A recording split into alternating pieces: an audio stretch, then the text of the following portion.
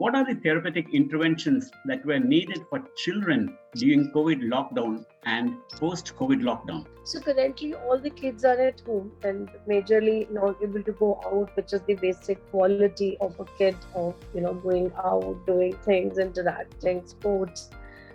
In such activities, it's very nearly to say that they are undergoing actually a traumatic state where they are growing up within the house and nobody is allowed to move out because of the pandemic. Parents are also suffering with a lot of things. It causes a lot of stress, overwork, and everything. And it brings a lot of frustration, irritation in the children also.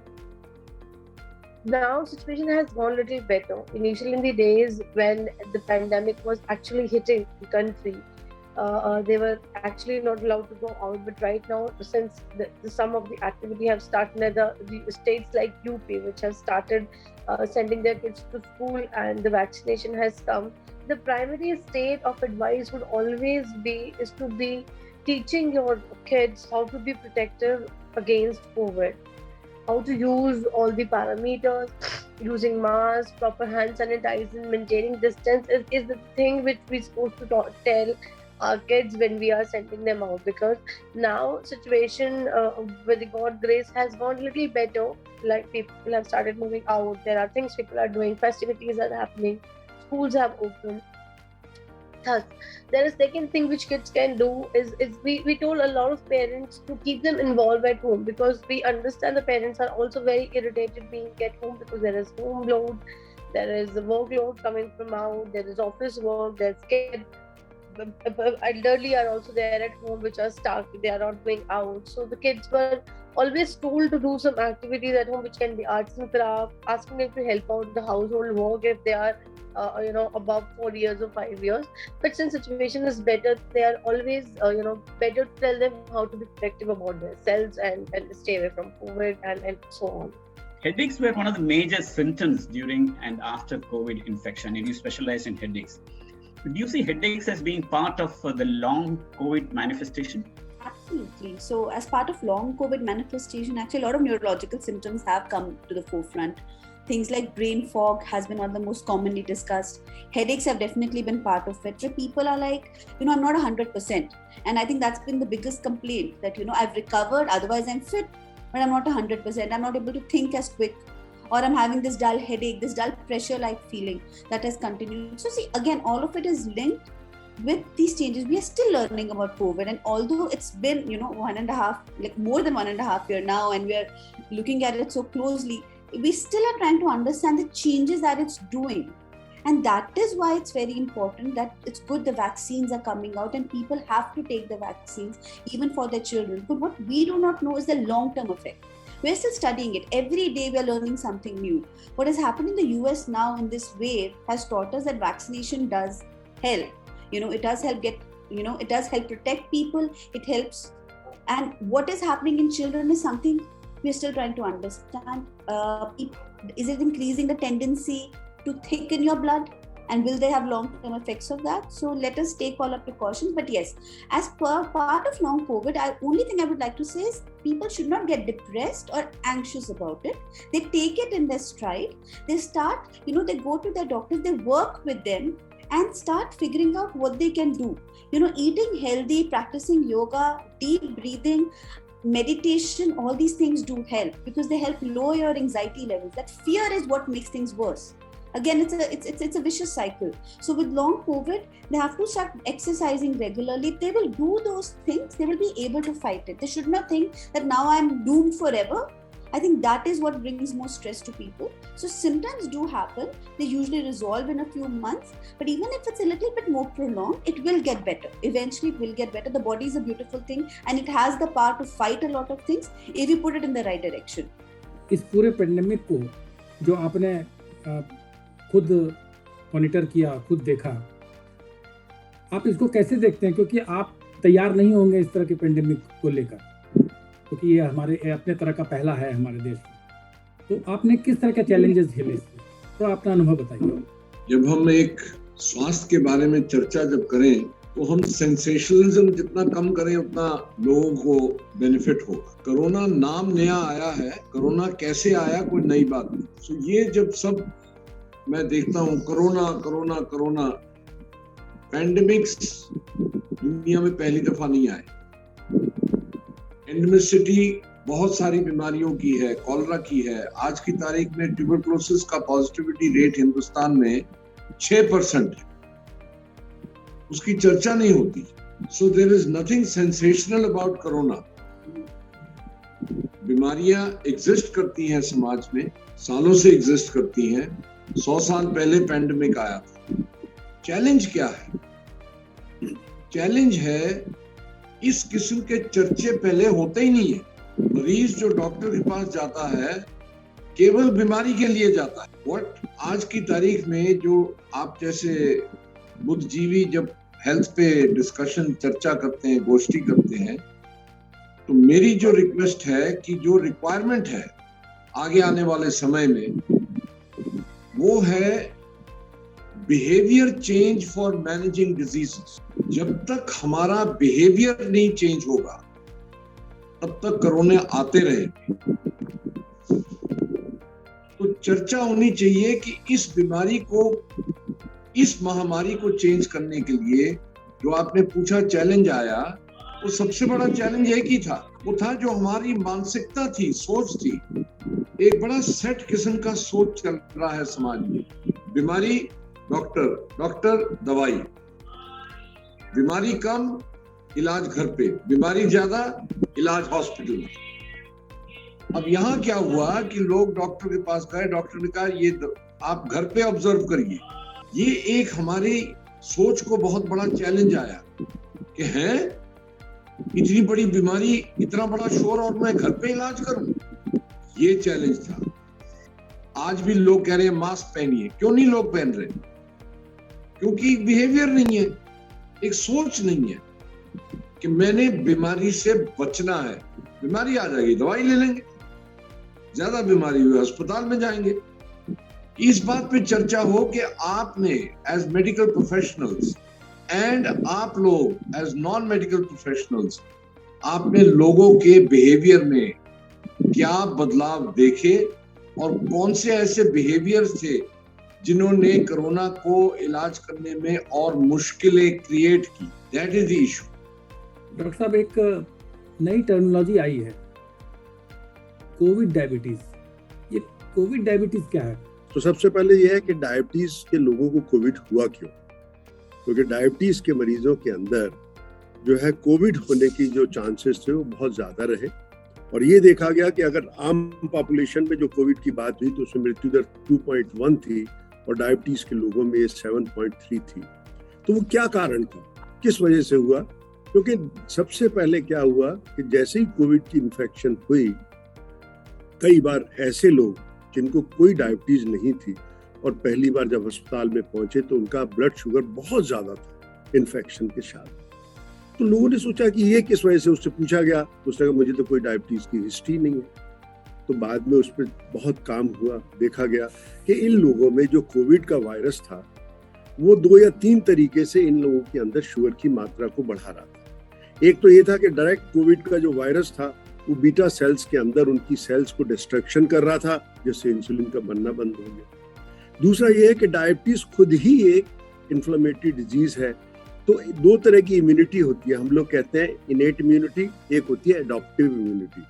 Innate immunity क्या है कि body अपना self defence करती है। जब भी कोई infection हुई, अभी चर्चा हो रही थी वायरस इन्फेक्शन पे, कॉमन कोल्ड पे, बॉडी के अंदर अपना रेजिस्टेंस होता है, वो उसको रोकती है। तो ये होती है इनेट इम्यूनिटी।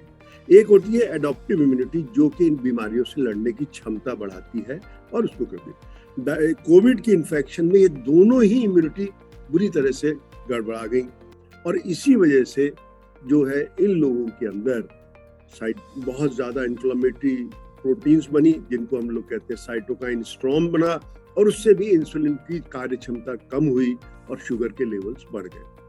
आपका जो स्पेसिफिक सवाल है कोविड डायबिटीज का, ये उन लोगों पे था जिन लोगों को पहले कोई डायबिटीज की हिस्ट्री नहीं रही, डायबिटीज कोविड हुआ और उसके बाद में आज तक वो अब तो 6 महीने भी हो गए हैं, इन लोगों के अंदर शुगर की मात्रा ज्यादा है।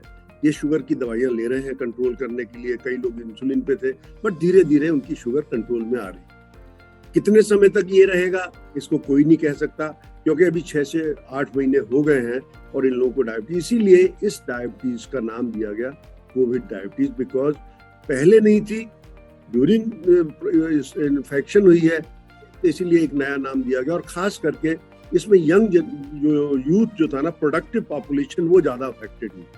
कोरोना के कारण लोग पैनिक में रहते हैं और मामूली जुकाम भी हो जाए तो RT-PCR कराने चले जाते हैं।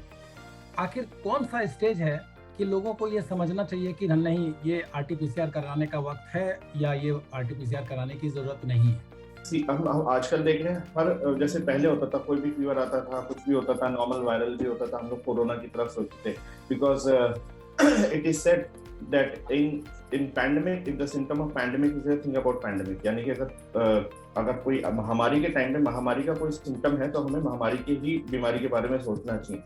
हमें समझना पड़ेगा, अगर आपका फीवर है, पहले तो फीवर आते ही पैनिक में नहीं आना है कि फीवर आ गया, हाय अब हमें कोरोना तो नहीं हो गया, अब हमें ये तो नहीं हो गया। Identification of symptom is very important. जैसे कि अगर हम लोग देखते हैं, फीवर के साथ साथ में अगर अपर रेस्पिरेटरी ट्रैक्ट इन्फेक्शन है और वो एक बढ़ता जा रहा है आपका, एक क्योंकि नॉर्मल वायरल भी 2 से 3 दिन लेता है, जिसमें वो एक एक्सट्रीम पीक रीच करता है और फिर डाउन हो जाता है। कोविड के केस में अंतर ये होता है कि वो 2 से 3 दिन बाद तो राइज करता है, उसका राइज मैंने देखा 4 to 5 डेज का होता है, उसके बाद एक लैग फेज आता है, उसके बाद फिर दोबारा एक वेव आती है उसकी, जिसको हम इन्फ्लेमेटरी रिस्पॉन्स भी बोलते हैं। तो ये नॉर्मल वायरल से उसको भिन्न बनाता है, अंतर होता है। लेकिन क्या हम लोग 6 दिन तक कोविड टेस्ट कराने का वेट करेंगे? इसलिए बेहतर रहता है कि अगर हम लोग डॉक्टरी सलाह लें, डॉक्टर के हिसाब से डॉक्टर डायग्नोस करे कि अब इसमें कौन सा टेस्ट होना है। अगर मान लीजिए फीवर के साथ में जॉइंट पेन आपके प्रमुख लक्षण है, फीवर के साथ में आपको कोई रेस्पिरेटरी सिम्टम नहीं है, खाली एक फीवर के साथ में आए, तो जो इस टाइम के सीजन इन्फेक्शन है उसके बारे में सोचना होगा। दूसरा आता है फीवर विद रेस्पिरेटरी सिम्टम, जहाँ पे कफ हो, कोल्ड हो और ये हो। तो अगर इसमें इंपॉर्टेंटली ये है कि जैसे हमने कोविड में देखा, loss of taste, loss of smell, अगर साथ में वो है तो आप अपने डॉक्टर को जरूर इन्फॉर्म कर सकते हैं, ताकि वो आगे का क्या टेस्ट करना है उसके बारे में सोचे। अगर रेस्पिरेटरी प्रॉब्लम है, रेस्पिरेटरी प्रॉब्लम भी हमारे 3-4, एक सीजन फ्लू से भी, अगर आप डायबिटिक हैं, आपको रिस्क फैक्टर्स हैं, तो उसमें भी आपको सांस लेने में तकलीफ या निमोनिया वाली शिकायत आ सकती है। तो हम लोग डिफरेंशियल यानी रूल आउट करने के लिए हम कोविड टेस्ट जरूर करवा सकते हैं, लेकिन फिर भी एकदम से पैनिक करके पहले दिन ऑफ फीवर में टेस्ट कराने का हमने भी पहले देखा, फर्स्ट डे ऑफ टेस्ट में कोई 1-2 दिन में उसको डेवलप होने में भी लगता है, कई बार फॉल्स नेगेटिव भी आ जाती है चीजें। तो इसलिए डॉक्टर की सलाह पे हम लोग करें। और हर फीवर, अभी आज की डेट में कोरोना नहीं है, Every COVID patient reaching some of the hospitals were given antiviral, usually FabiFlu. Is there any rationale behind this? See, COVID at that time was relatively new. As it was new for you, it was for the healthcare doctors also. Every patient was teaching us. So these were the only few medicines we had. HCQS, doxycycline तो सब पहले से ही खा के आ रहे थे हमारे पास. The patients who were reaching the hospital were obviously those who were sick and had high uncontrolled fevers, whose CT severity was high, who had oxygen dependence. So yes, in those patients we had to give antiviral medicines, be it remdesivir, be it FabiFlu. FabiFlu was generally given on OPD basis for home isolation patients. Patients who were admitted in hospitals were given remdesivir. So yes, that is the only retroviral medicine we had, and yes, we had seen very good, excellent response to remdesivir. Remdesivir is given initially in the initial few days of the COVID. Patients showed dramatic response. They were weaned off oxygen requirements, and yes, and they soon went home. So yes, very good response to remdesivir we had seen, and FabiFlu also in home isolation patients. ये pandemic जो है वो endemic हो रहा है धीरे धीरे, तो क्या हम ये माने कि ये धीरे धीरे ये एक मामूली फ्लू की तरह हो जाएगा? हम लोग भी इस चीज को समझ रहे हैं, देख रहे हैं कैसे चल रहा है, बट ये थोड़ा सा अलग टाइप से बिहेव कर रहा है अभी भी ये पूरी तरह एक एंडेमिक का जैसे फुल फॉर्म आता है, सीजनल, कुछ अपना एक सीजन पकड़ ले, अपना एक कुछ ऐसा एक शांत रहे फिर वापस आए। इसकी जो वेव्स आ रही है ये एक्चुअली अभी भी एक एपिडेमिक और पैंडेमिक की तरह ही आ रही है, देखा जाए तो। ये कम्युनिटी में एकदम से आता है और एकदम से इसका वेरिएंट, जैसे हम लोग अभी भी देख रहे थे, वेरिएंट आता है और वेरिएंट की तरह फैलने लग जाता है। और वो वेरिएंट डोमिनेट कर जाता है। ऐसा लगता तो है आने वाले टाइम में कि फ्लू की तरह होना चाहिए, लेकिन अभी भी इसमें अभी आउटब्रेक्स वाले फॉर्म में अभी भी है कि इसका एक वेरिएंट आके डोमिनेट होने की कोशिश करता है, फिर अगली बार एक दूसरा वेरिएंट आके डोमिनेट करता है, पिछले वेरिएंट के मुकाबले उसके केसेस ज्यादा बढ़ने लग जाते हैं। Did COVID in any way affect breastfeeding and lactation? This is such a relevant question because every time a child gets sick or a mother gets sick, the first question I've been asked is, can I breastfeed? So this is so important and relevant. And in COVID, I must tell you, we rarely did we find any child below 3 months who was exclusively breastfed and was turned positive. So all the kids whose mothers were positive, the child were all negative. The child was kept with the mother, and rarely only we advised for separation or isolation of the mother. Only in cases where the mother was in ICU or mother was really sick, we were advising them that they should be segregated themselves from their children. Otherwise, exclusive breastfeeding was advised to all the mothers, the child who infants were in that age, and that had helped so much. Because even we saw the WHO data also, which said that the antibodies had been transferred from the positive mothers to the child. So in any case, breastfeeding had never harmed. Rather, the spread was also not there. So there is clear guidelines now to the 19 guidelines of AAP says that there is no data which proves that there was any kind of transmission of COVID viruses through breastfeeding. Rather, the antibodies had been transferred to the kids with mothers. So, in any case, breastfeeding was never, condemned. We always supported that yes, the mother should keep on breastfeeding. Claims about 7 lakh people every year across the globe and is every bit as deadly as COVID-19, but less visible. The gap between superbug challenges and antibiotics we must fight them with is growing unmanageably bigger. The World Health Organization recently raised the red flag on inappropriate use of antibiotics during this pandemic. It has warned against antibiotics for mild or moderate cases of suspected and COVID patients unless clinically required. Your views, Dr. Siva? In the past decades, in fact, India was not as outgrown in terms of medications as it is now. In the last 10 years, we've seen a lot of new types of antibiotics and new classes of antibiotics, and it's more of a curse than a boon now, I would like to say that, because they've not been used the way they needed to be used.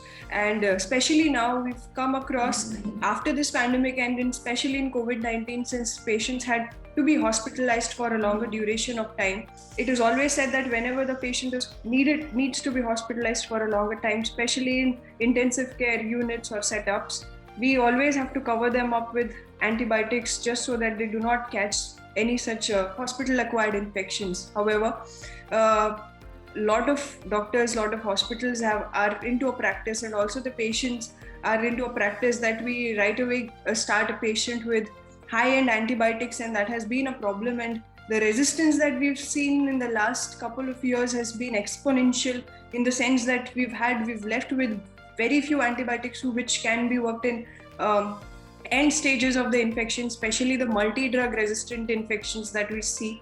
And it has been a big challenge because in a few years we may not have as many antibiotics, as much of infections and organisms that we're seeing at this rate at which we've come across new viruses and bacteria. I think we'll be out of medications, and it will be a big problem, because if there is resistance to most of the highest antibiotics, then even as doctors, I think we'll not be able to deal with them. And ये vaccine से बच्चों का डर खत्म हो गया, parents का डर खत्म हो गया, या आप उनको मेंटली स्ट्रांग बनाने के लिए और भी सुझाव देते हैं?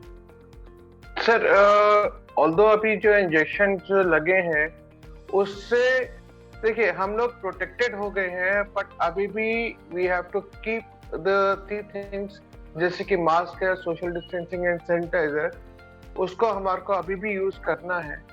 साथ के साथ मैं पेरेंट्स के साथ बच्चों के लिए उनको मेंटली स्ट्रांग करने के लिए भी बोलता हूँ।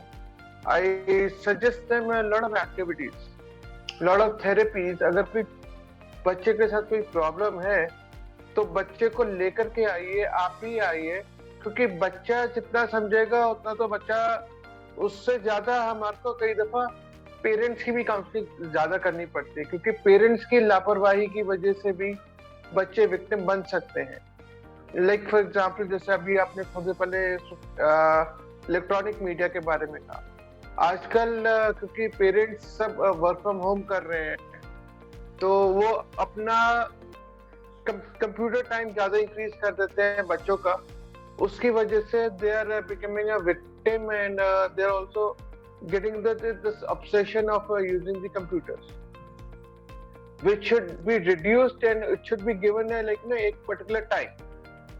इसके साथ साथ उनके साथ they should interact more and they should play games rather than बच्चे को सब बोल दिया कि आप कंप्यूटर पे रहिए, या आपने बच्चा क्या कर रहा है उसकी हमारे को we should know कौन सी साइट्स देख रहा है, क्या इस टाइप के प्रोग्राम देख रहे हैं, we should educate them.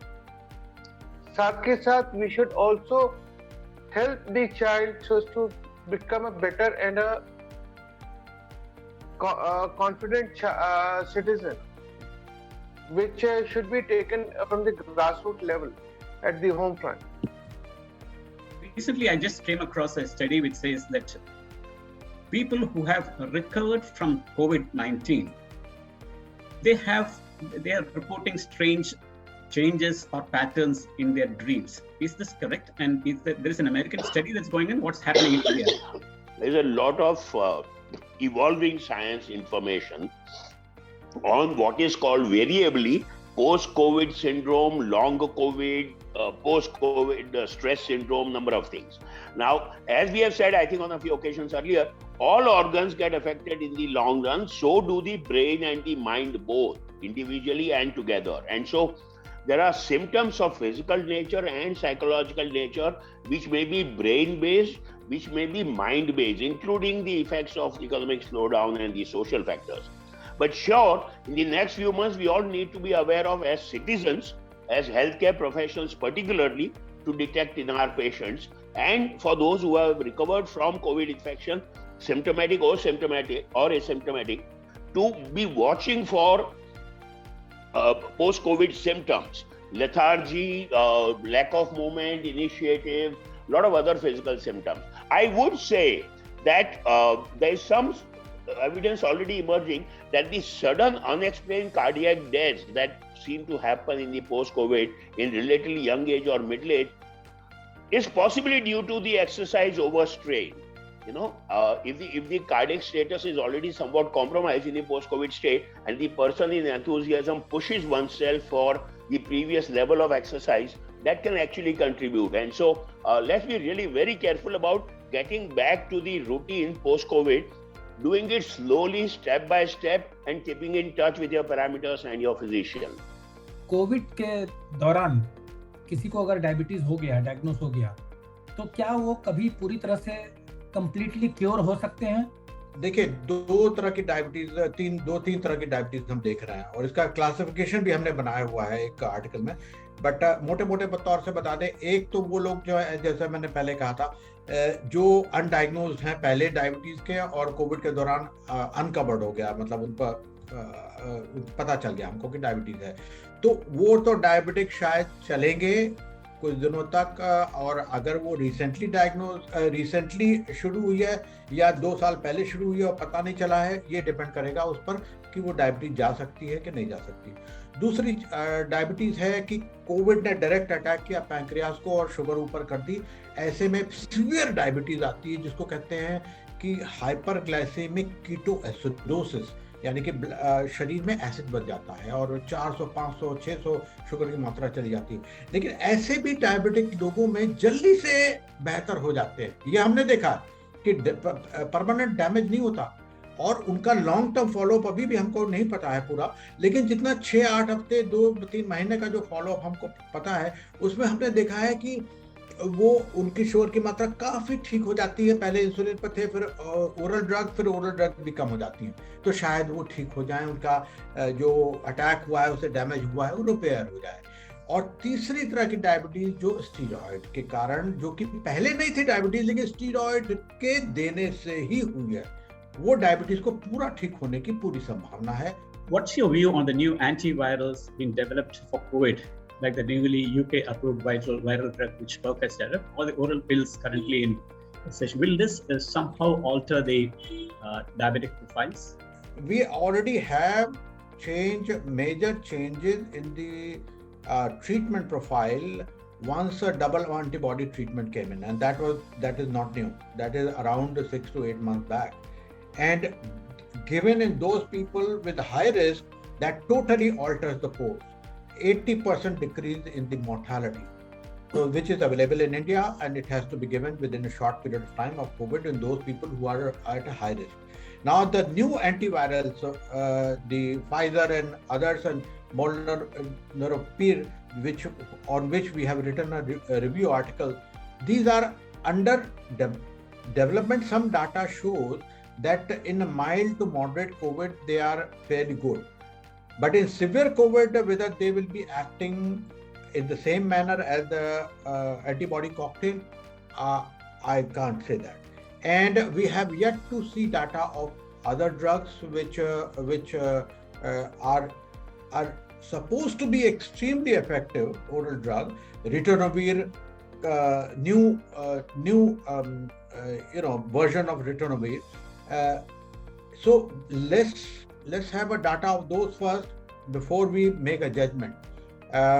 Unfortunately, the Indian trials of the Molnupiravir they are not very encouraging.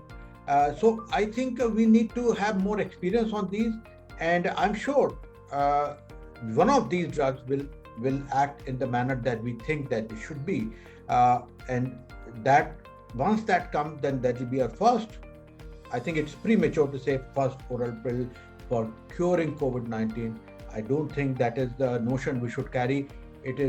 We should see data over next 4 to 6 weeks, and then only say it is a promising oral pill for COVID-19.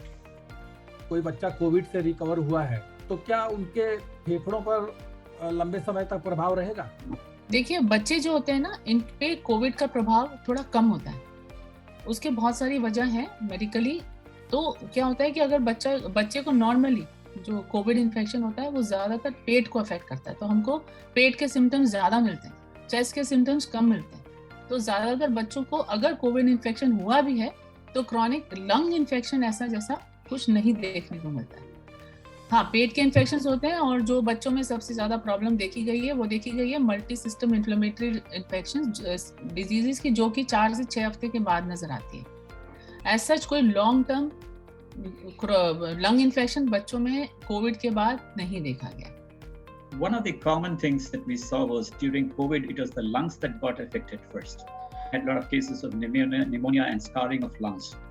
So would this stage can be reversed after some time, or the lungs would remain scarred for some time? See, interstitial lung disease, as we understand, has been a progressive disease so far. Why does it occur? It occurs because of scarring in the lungs. Scarring, we all understand, if you get an injury and it leaves a scar behind, that scar never goes.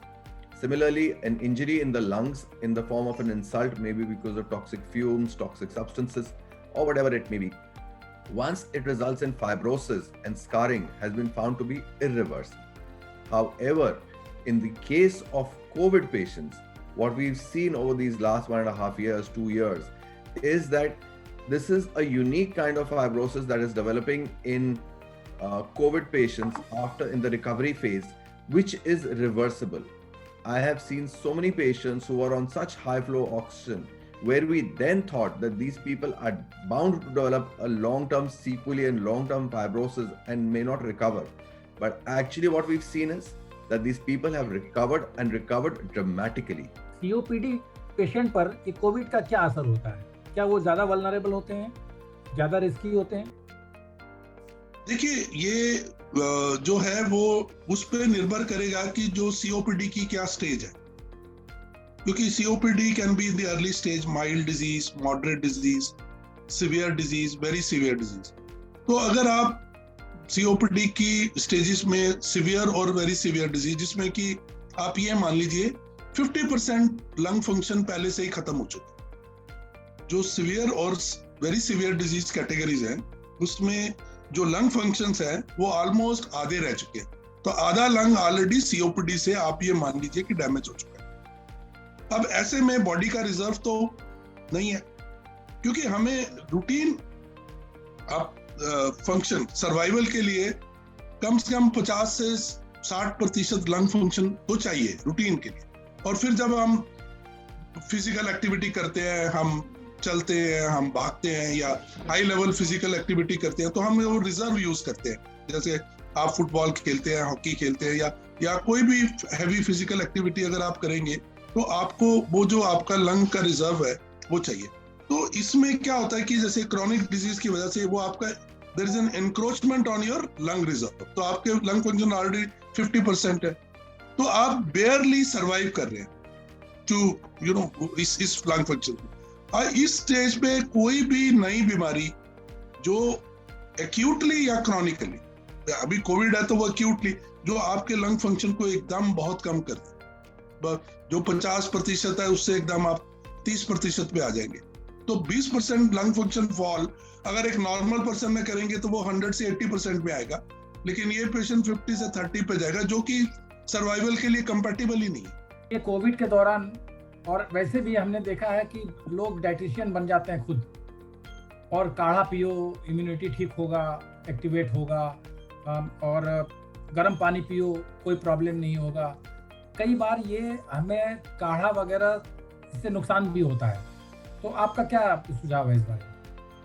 Immunity को build करने के लिए काफी proteins की जरूरत होती है, because that is the basic carrier. हमारा मसल जो है बेसिक कैरियर है।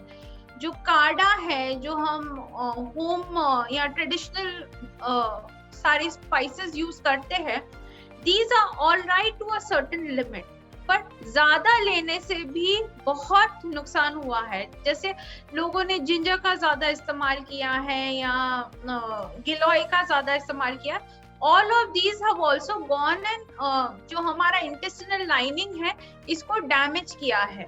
तो मतलब अगर आप दिन में 2 ग्लास काढ़ा पियोगे तो that is okay, but if you have it 6 और 7 टाइम्स तो इसका काफी नुकसान हमको हो सकता है। एसिडिटी हो सकती है, हार्ट बर्न्स हो सकते हैं, और इंटरनल बहुत सारे लोगों को इंटरनल ब्लीडिंग भी हुआ है।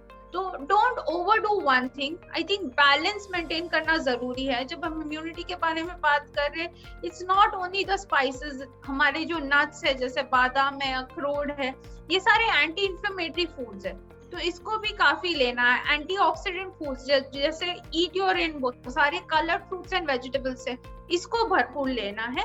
तो don't concentrate only on the spices and these immunity cards, spread, diversify the diet.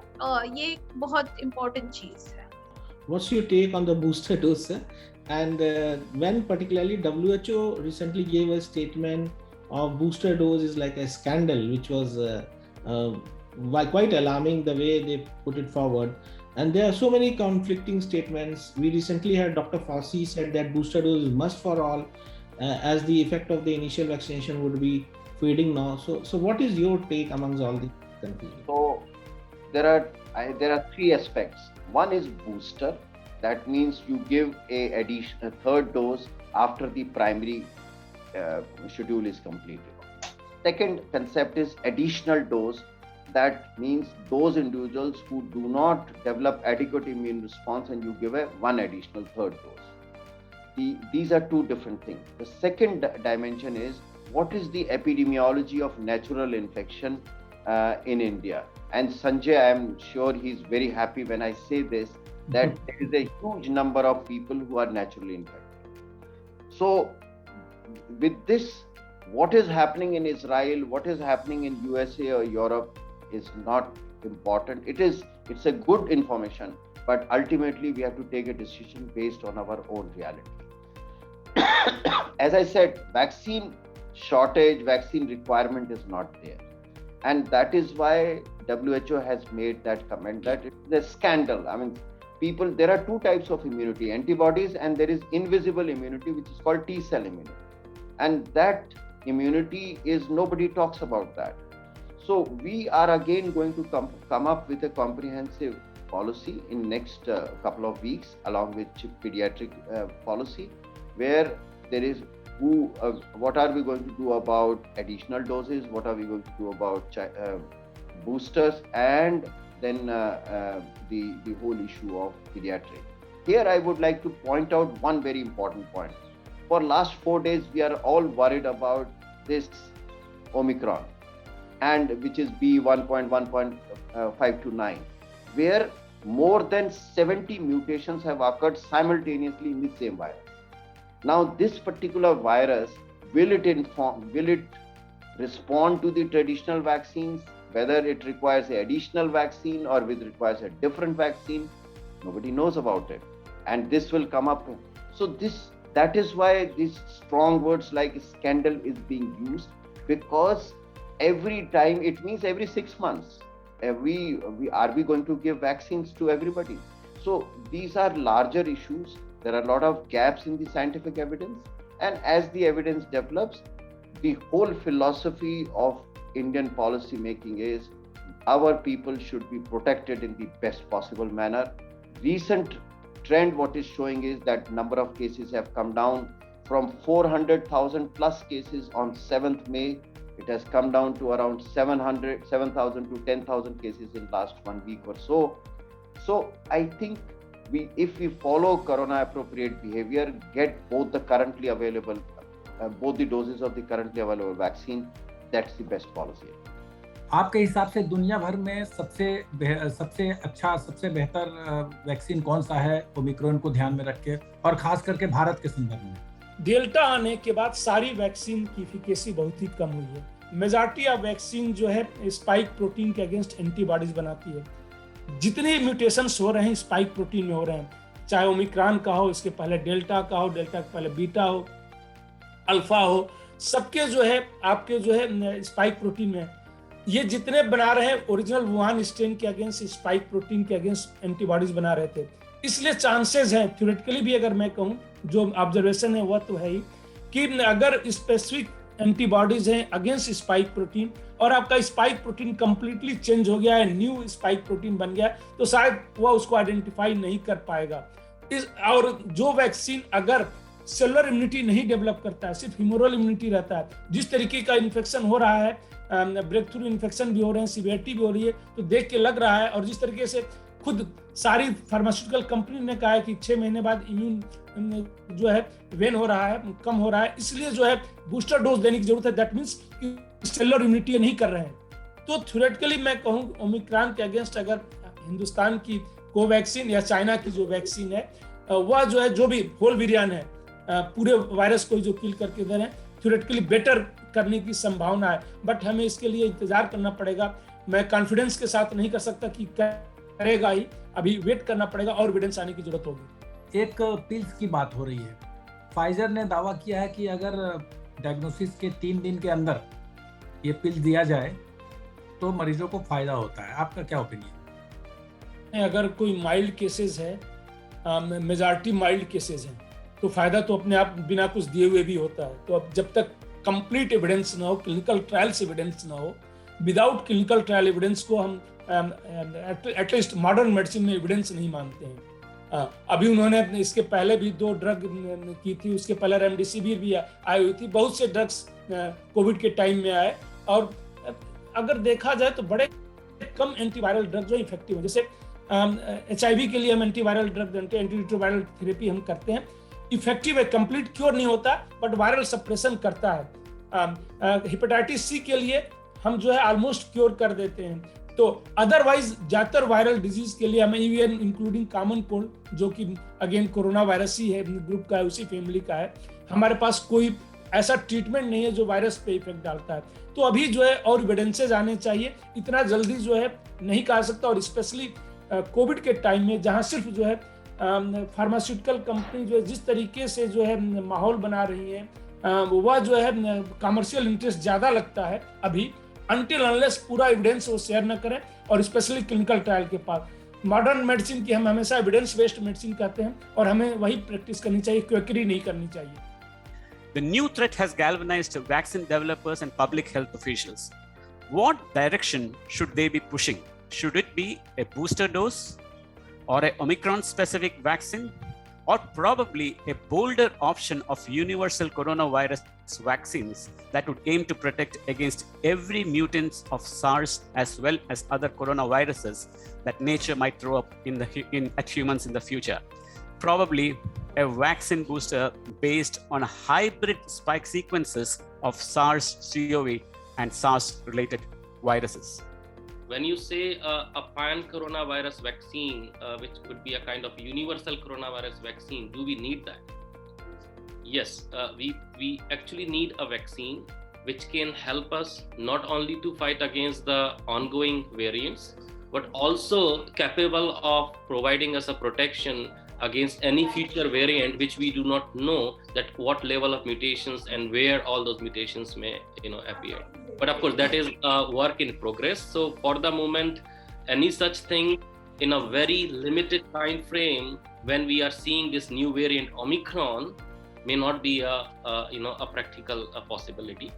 So we probably have to think about some other possibilities that we probably have in hand and we can actually apply to actually tackle this upcoming situation by the new variant called Omicron. Now the question comes is that what are those possibilities that we have in hand? Now I'll answer your first question, that what happens when we got the natural infection or when we got the vaccination? How much that initial immunity is going to help us against this variant called Omicron? So if you little bit look into the details of the Omicron, there is a huge mutation, right? There are almost close to 50 mutations happen since this particular variant. Majority of them lies in the spike protein, which is required for the interaction with the host cells. And this is something which what we are assuming, that those multiple of mutations might be helping in increasing the transmissibility, maybe actually increasing the immune escape of that variant. When we say immune escape, mostly it relies on the antibodies, the analysis that yes, it may escape a lot of antibodies. So now if we put this context into the relation of infection or vaccination acquired immunity, yes, there are most likely chances that we get a big hit on our antibodies by this variant. That may actually lead to a scenario where we may acquire infection. We may acquire reinfection even if we were infected before, even if we were vaccinated. But we should not forget that our immune system does not only rely on antibodies. We do have the T cells that comes into action when it is required for a protection against a virus. And here, on the basis of the current analysis that we have learned is, although there will be a major hit on the antibodies, there will be a very marginal hit expected on the T cells, which may actually help us to coordinate the response with antibodies and provide the protection.